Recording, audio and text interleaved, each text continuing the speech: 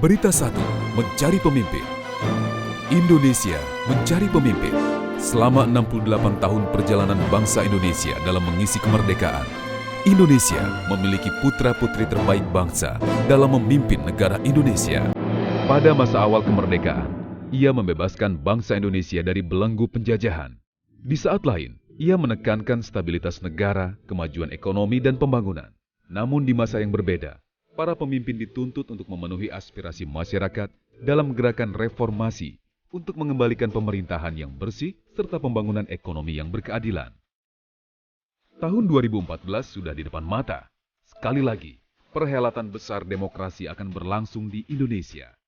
Di tengah persiapan partai-partai politik dalam mengusung calon pemimpin unggulannya, kita masih dihadapkan dengan berbagai persoalan yang perlu diselesaikan.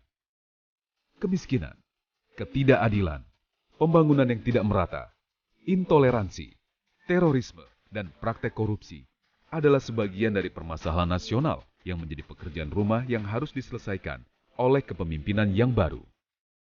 Siapakah pemimpin Indonesia selanjutnya? Dalam Pesta Demokrasi 2014, rakyat akan menentukan pemimpin pilihannya. Melalui ilmu pengetahuan riset, statistik, dan metodologi yang teruji secara ilmiah, masyarakat luas dan seluruh pemangku kepentingan berkesempatan untuk mendapatkan informasi awal tentang berbagai fenomena yang berkembang di tengah masyarakat. Hal ini termasuk kecenderungan pilihan masyarakat tentang siapakah pemimpin yang akan mereka pilih pada Pilpres 2014 yang akan datang. Dalam kerangka inilah, Pusat Data Bersatu hadir. Dalam kegiatan survei nasional yang diselenggarakan pada tanggal 3-18 Januari 2013 tentang pemimpin pilihan mereka, muncul tokoh-tokoh baru di luar nama yang sudah beredar luas selama ini di bursa Pilpres dengan persentase cukup signifikan pilihan responden. Namun demikian, sebagian besar masyarakat belum menentukan pilihannya. Kelompok masyarakat inilah yang dikenal sebagai silent majority. Inilah bentuk sumbangsi Pusat Data Bersatu untuk memperkuat demokrasi. Pusat Data Bersatu didirikan oleh beberapa tokoh nasional yang terpanggil untuk memajukan demokrasi melalui pendidikan politik di Indonesia. Di dalam survei nasional tersebut yang diadakan dari 3-18 Januari 2013 lalu, PDB menemukan dinamika menarik dalam bursa calon presiden 2014, yaitu tingginya tingkat popularitas dan elektabilitas wajah-wajah baru.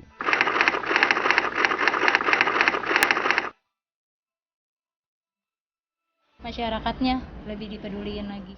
Yang soleh, taat agama supaya tidak korupsi. Bisa mengerti aspirasi rakyat dan tidak hanya mementingkan kepentingan sendiri dan kepentingan politiknya. Satu pemimpin yang adil dan bijak.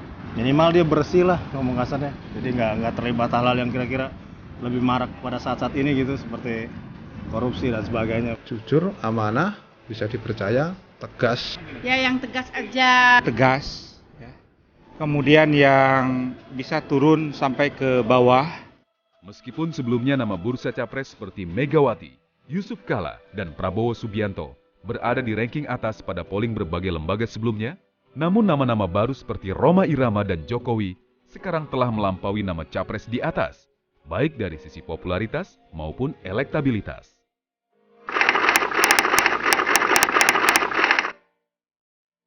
Joko Widodo mungkin suruh jadi presiden sekalian. Hatta Rajasa.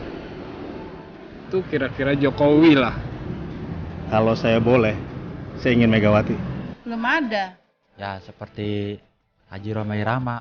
Cocok untuk Pak Prabowo Subianto.